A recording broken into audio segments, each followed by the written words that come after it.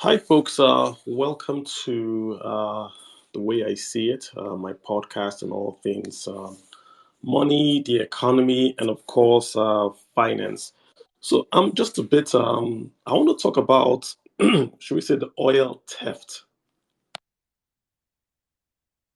On the oil theft that is going on really in Nigeria, right?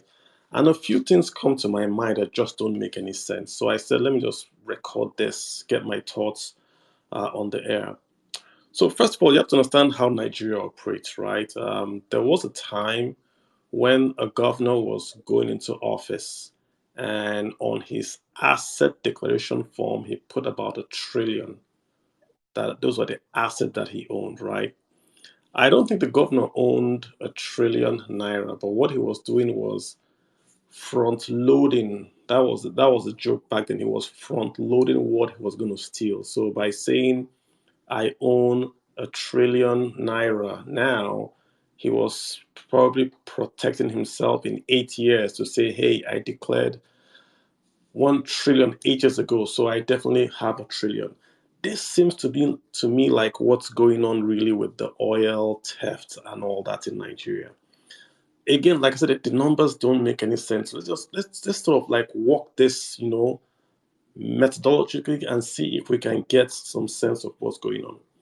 The first thing is this: we hear from everyone, the Minister of State for Petroleum, the Pengasin, which is the unions, the operators in the Nigerian oil and gas sector. Everyone agrees that oil is being stolen. We all have different figures from everyone, right? The Minister of State for Petroleum, Mr. Timi Priya Silva, says it's 400,000 a day that has been stolen. 400,000 a day, right?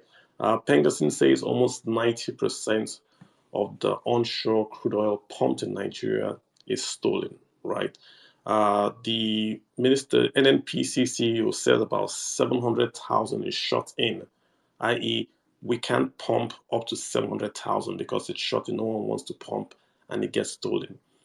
I've heard Tunulumulu say 95% of the crude oil was stolen, right? When he pumps crude oil, 95% is stolen.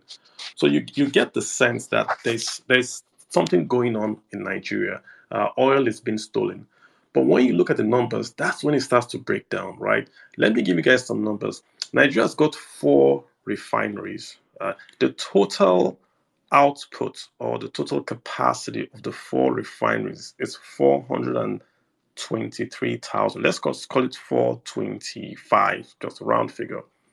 So, what the Minister of State for Petroleum is telling Nigerians is that the total amount being stolen every day is equal to the total capacity that Port Harcourt 1 and 2, Kaduna, and Warri have been refining or have their nameplate to refine. That just doesn't make any sense, right, guys? Where is the oil being stored? So if they break into the pipeline and they take the oil out, where are they storing it when they are refining it? I mean, you've got 4 huge refineries, one all the way in Kaduna, 3 down south. And the Minister of State is telling us that this theft is almost equal, just to take out a few thousand barrels, to what the 4 nameplate refineries were doing before they all went bad. No, that's it's a bit untidy there. The Dangote refinery is about 650,000 refining capacity nameplate. That refinery has a storage capacity of about 2.4 billion liters. So that means Dangote wants to refine 650.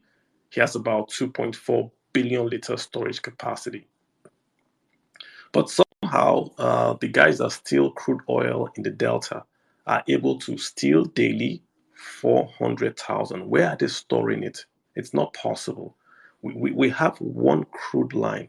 If they steal, you know exactly where they are stealing from. Then you can't go to Yobe and steal the crude oil. You have to steal from the pipelines. So we know exactly where it's been stolen. We can draw a circle and say the storage has got to be around here, right?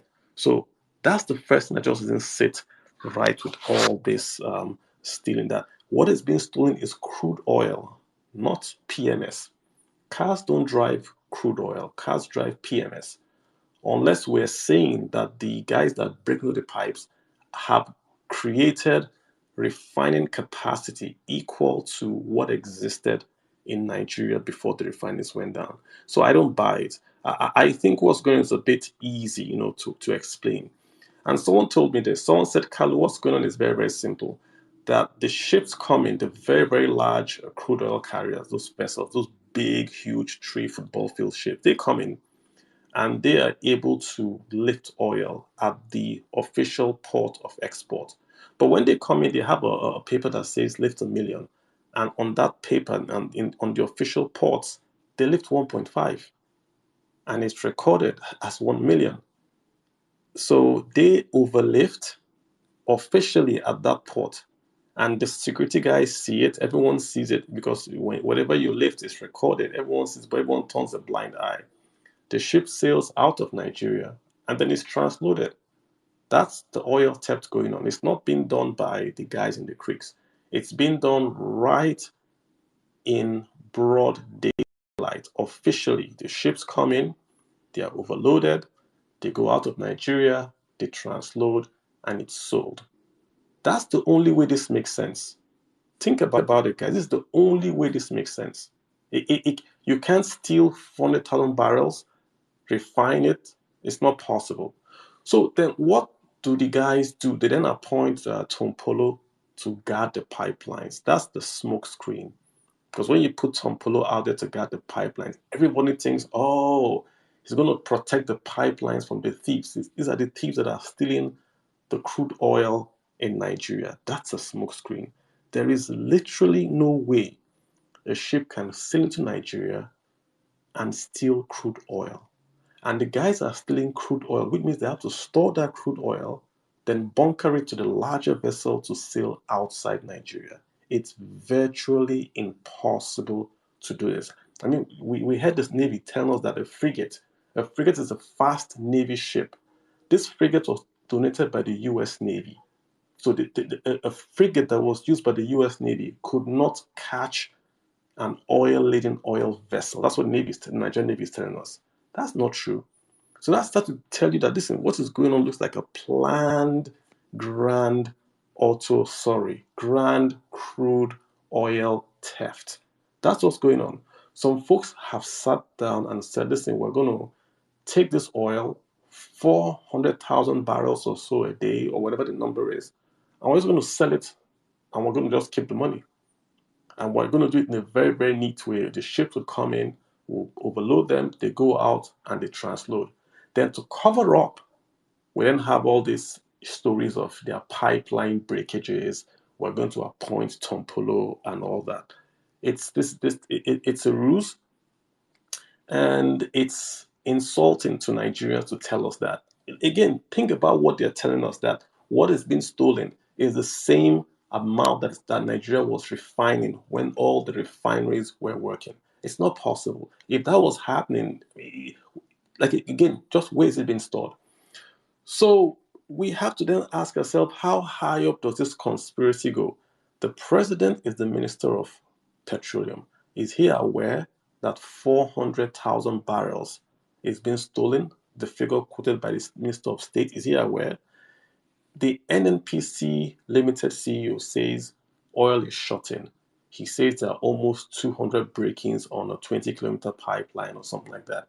Is he saying he's not aware, or is he saying he agrees that onshore breakage of crude oil pipes on Nigeria's onshore can accumulate to 400,000 barrels a day? If he agrees, where is it being stored? I mean, it's a pipeline. You have drones. Where are they keeping it? So why is there this rush to blame pipeline vandals and throw out this Tompolo contract for 4 billion with 6 months to go? And that is really tells you the answer of where I'm going to.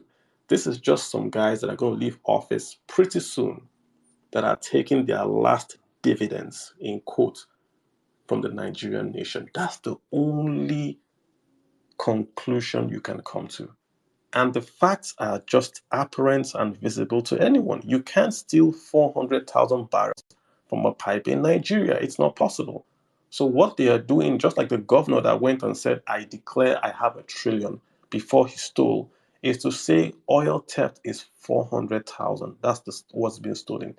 Then to really steal the oil, so that when there's an audit done and someone says, hey, hang on, oil has been pumped for 6 months, we should have gotten this revenue, they'll go back and say, oh, it was stolen.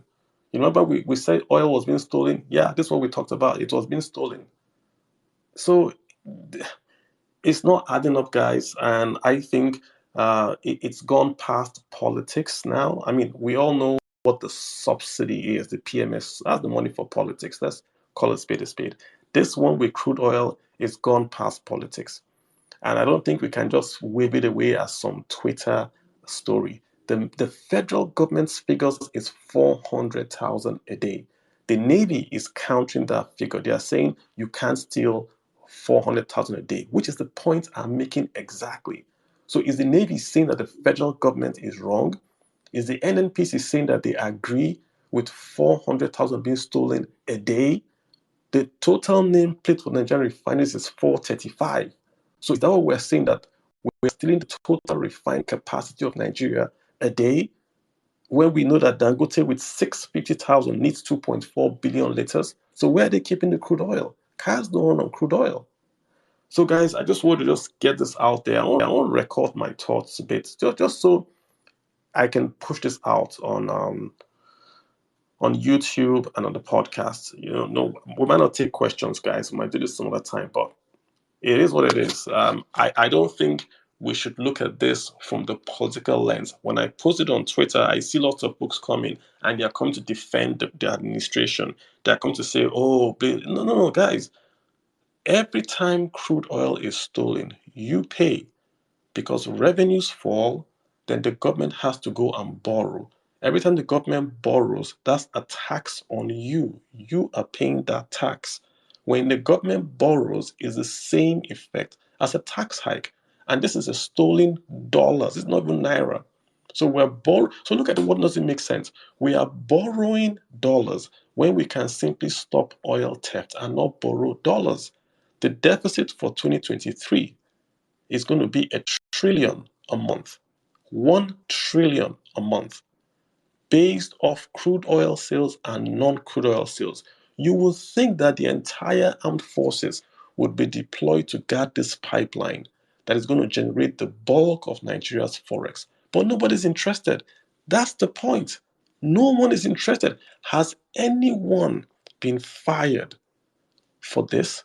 Has any service chief, any guy in the Joint Task Force in Niger Delta, any minister, any NNPC staff, has anybody does anyone know that someone has been fired for the loss of 400,000 barrels a day? Let's not even calculate. That's at $100 a barrel. Do the calculation, convert to Naira.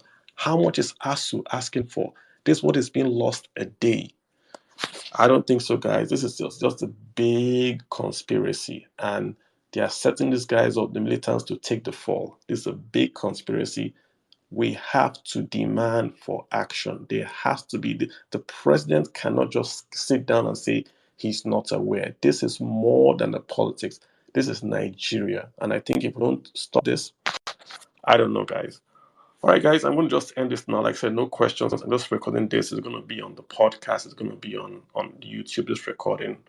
Thanks for listening in. I love you guys. Appreciate you guys. I'll be on Silverbird, I believe, by 8 a.m. to talk about this in detail. I hope to see you guys then. Bye.